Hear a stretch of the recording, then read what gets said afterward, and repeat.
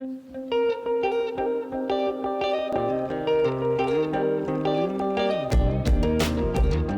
back to the Bible in Context, where context is king and the original author's intent drives our interpretation. In this episode, we're continuing the conversation that was broken up that Nate and I had about the formation and the authorship of the Torah and Prophets primarily, and the literary structures that unify them. So definitely go back and listen to the last couple episodes if you haven't, because these were all one conversation that all run together. We just wanted to break it up a little bit to make it more bite-sized with all of the content that we are discussing in these episodes. So again, go back and listen to those if you haven't, but we will go ahead for this episode and dive into discussing the thematic unity between the Torah and the Prophets and the Psalms, and how those should be read together as a unified whole.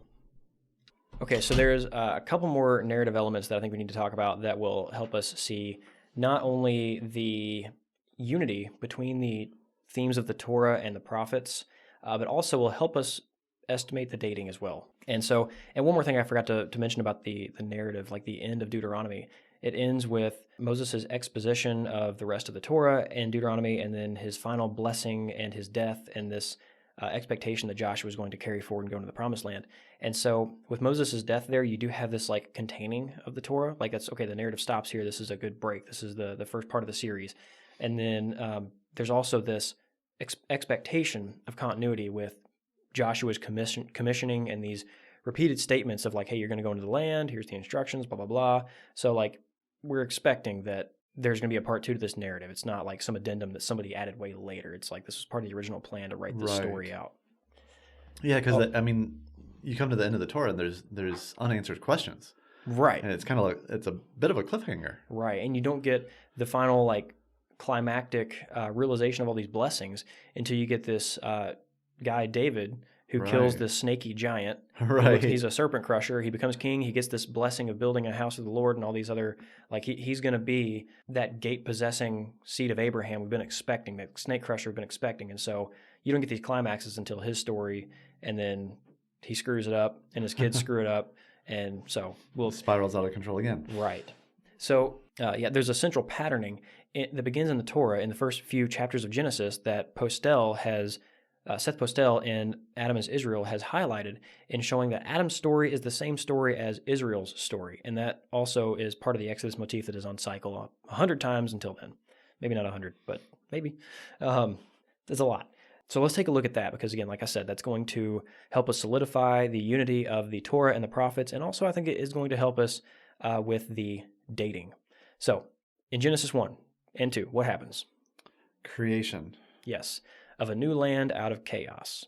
Right. And then there is someone put in that place, in this garden that has been created, this, lush, abundant place, which, by the way, again, and through the waters, I mentioned, I think it's Deuteronomy, I'm calling off the top of my head now, I want to say 11, where Israel is described, like the land of Canaan is described as this lush, garden-like place. Right. And so, and all throughout Genesis, again, listen to the podcast, there's all these little hot spots of Eden where we end our exoduses. Right. So, Adam, he comes out through the waters after they're parted, and then he is made into what position? Priest. Yes. What else? Image of God. Yes, that's what. Okay. That's what I was looking for. Yeah, image of God. So he's priest king. That's what that essentially entails. And again, we have explanations of that further back in the podcast. Go listen to the episodes. Don't want to get hung up on that. But so we have this priest king in this lush garden place, and then what does he do? Messes up. He messes up. He listens to the serpent, and then he is what? Exiled. Out to which direction? East. Yes. And before he is exiled out, what does he get? Or, well, Eve gets it, I guess. Promise? A promise. Okay. Of? Redemption? A redeemer. A redeemer, yes. A person, a redeemer. Right. Now, there are more elements to this, but we're just doing a high-level highlighting. Again, go read Postel's work. Go read Through the Waters. You'll see more of that. And so, again, in the podcast so far, throughout Genesis and in Through the Waters, there's all these exoduses that reoccur, so it's solidifying the expectation that this is the way God does deliverance, among other things. Until finally you get to the climactic exodus in the book of Exodus, where they're in slavery in Egypt, they're in chaos, and then they go and the waters part. They come through it as a new creation. They are made into a nation of priests. So we have that parallel. Then they travel to a lush garden land that we're told about, where they meet all of this idolatry that they need to get out of the land. And there's scholarship that shows that the Baal worship happening in the land of Canaan is set in parallel to the serpent in some ways. And also, again, just further parallels between Joshua's conquest and the flood and other things like that just like show this is part of the same cycle. But what happens? So they mess up, but there's a promise of a Yes. redeemer. Yes, that's exactly what happens. There's a lot in the middle in the sense of like they mess up, and then all throughout the book of Judges they mess up. God tries to refine them over and over again, give them all these chances before exiling them. I just say that to show that there is a lot going on that's all about this same theme, even though basically the 3 chapters of Adam have been decompressed into this long, massive story that covers hundreds of pages. And so, yes, at the end of it, we finally get this guy that looks a lot like that snake crusher from Genesis 3, a lot like that victorious son of Abraham, and like that scepter from Judah and so on, the star rising out of Israel. And then he screws up, his kids screw up, and they keep diving into idolatry. They do exactly the things that Deuteronomy says the kings were not supposed to do, especially Solomon, which that's interesting. That the end of Deuteronomy has all these laws about the king, which are precisely the things that Solomon does. So that's not unintentional. Right. And then they are exiled east. Again. And on top of that, there's all this borrowing from other cultures that happen, especially in the first 11 chapters of Genesis. There's all this mythology, again, that has been taken over and used and repurposed for the sake of showing that Yahweh is on top and that he plans to redeem his people. Again, go listen to the episodes on those chapters, but there is a lot of basically polemics against the Mesopotamians, a lot of basically jabbing the Mesopotamians, using their mythologies, using also Egyptian mythologies as well, other things in that cultural stream like Ugaritic text, the Baal cycle, things like that. Not to say they were directly copying, but I think they were using the same cultural concepts and stories and outlines in order to communicate meaning through the cultural conceptions, or through the concepts that culture would recognize. Right. But there are a lot of jabs at these other cultures, especially Mesopotamia. Now, I do want to throw in here that in The Liberating Image, Richard Milton has made the case that Mesopotamia was an oppressive superpower for a long time in the ancient Near East. And so just because there's polemics against Mesopotamia in the Bible, that doesn't mean that it was written after Mesopotamia invaded Israel. So I just want to throw out there that I recognize that fact.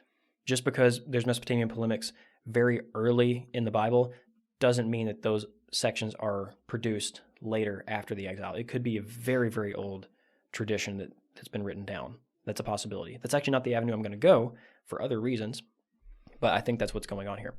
So from Adam up to Israel, there's this story on repeat of Exodus and exile and the promise of Redeemer. And so part of what Postel's argument is in Adam as Israel is that the beginning of the Torah, the first few chapters of Genesis, is essentially meant to be this prologue that tells Israel's story in parable form to introduce you to what the expectation is for the rest of the book, which I think encompasses from Genesis to Kings, and we'll talk about the actual prophets, the actual prophets in a minute.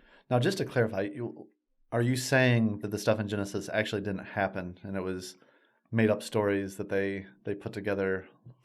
So we talk about this a little bit actually in those episodes that relate to those stories, but I'm okay if they didn't happen.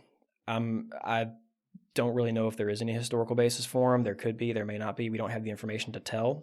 But let me use this for instance.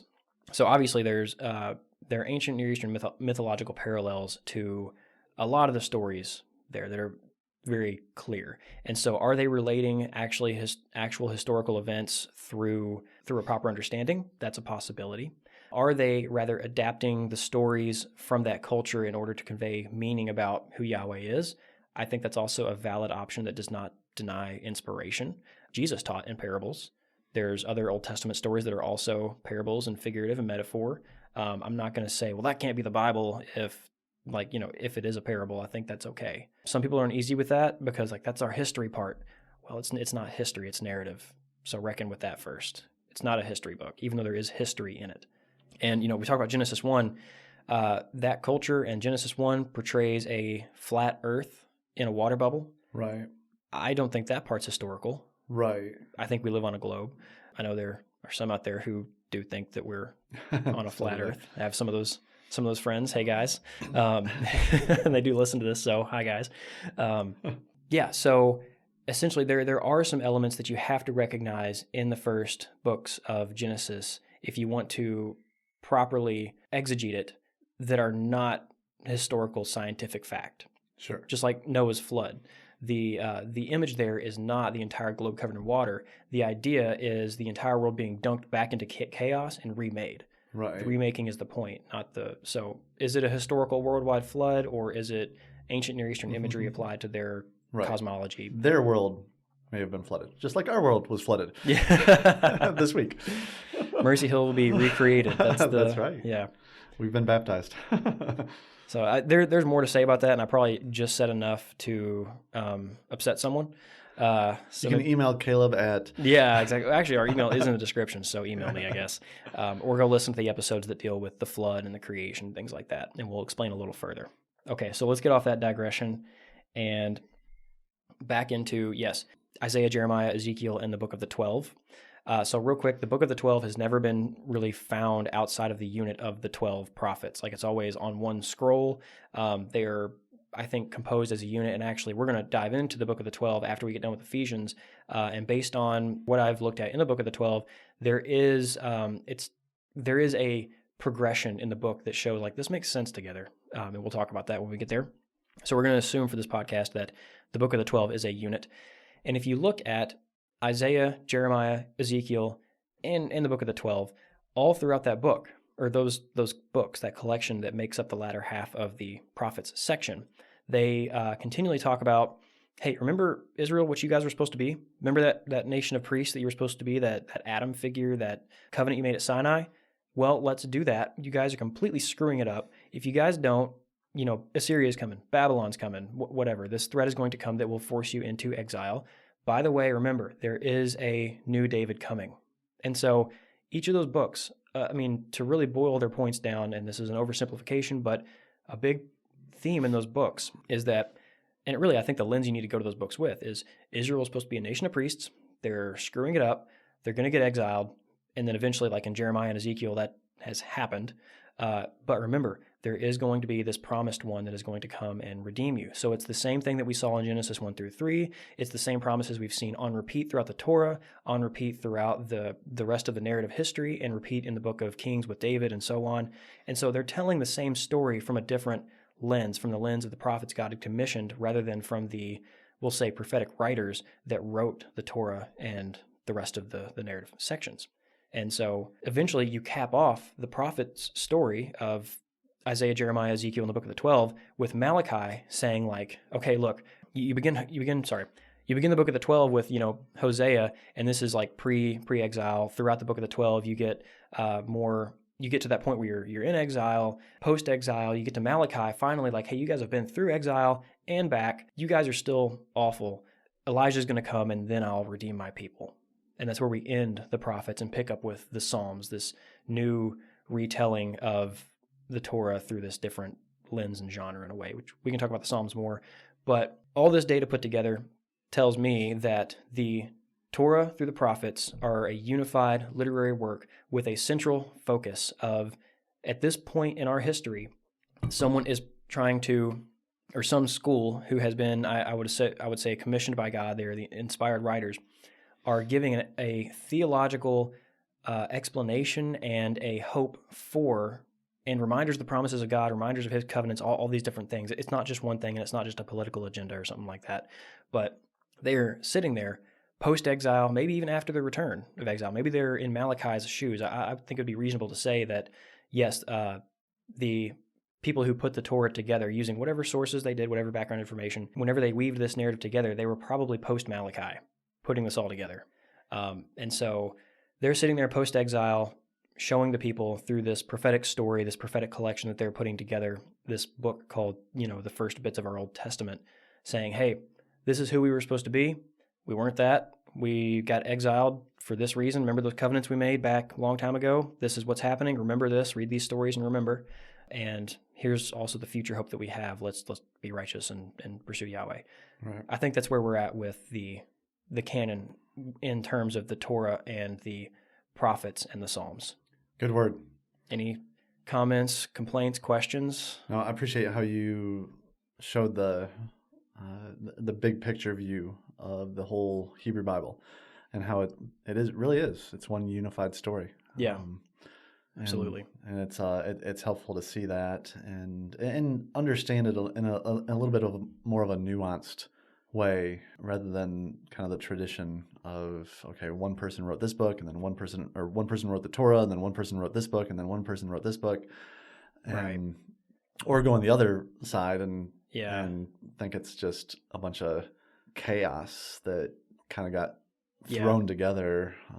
And we will talk about, once we talk about some of the text critical issues, there's a really good article called Chaos Theory in the Old Testament. So really? Yeah. That's interesting. Yeah. It's by Peter Gentry. So you can go I think that was the name. to both extremes, but yeah, trying to understand the big picture. I think it's helpful. Yeah. What you walked us through. Thanks, yeah. And there's one more note that I just want to make real quick, and that is just that I realize I didn't address the issue of, well, what if this is all prophecy written at the time of like Adam or the time of Abraham, and this is all future pointing and looking? Go back and listen to our episodes on prophecy. I think within the Bible you can show that that's not how prophecy works. Right. That prophecy applies to the situation the people are in, and so I think that's what's going on here as well, especially with the fact that, like, okay, so you're going to say that if all these literary structures are valid and it is shown that all of these do intentionally tie together and are from one set of minds and not like an addendum on a previous work kind of thing, Right. then the time of Malachi or post Malachi makes sense. Right. So, Absolutely. Absolutely. all right. All right. Until next time. Yeah, we'll dive into the writings and then get to talk about more fun stuff like Dead Sea Scrolls, Septuagint, and how this factors into how this was all finally put together in the writings and in our current form. And then we'll jump into the New Testament. Your idea of fun stuff is very different from most people. Yeah, I hope people didn't fall asleep, but they probably did. So, but hey, like I said, we want to do our due diligence, give the proper data, and really that. So, sorry, one more little tangent here, but this is one of the problems, is often people who are having the debates about text criticism and canon and things like that, they do not go and address the literary issues. The literary guys, their specialty is not text criticism and canon debates. And so we need to bring those together in conversation, because I think that what we just explored in this podcast shows that those have a lot to say to each other, Right. and they need more attention together. Good point. Good point. Cool. All right. We'll pick up again and see you next time. More canon. Sounds good.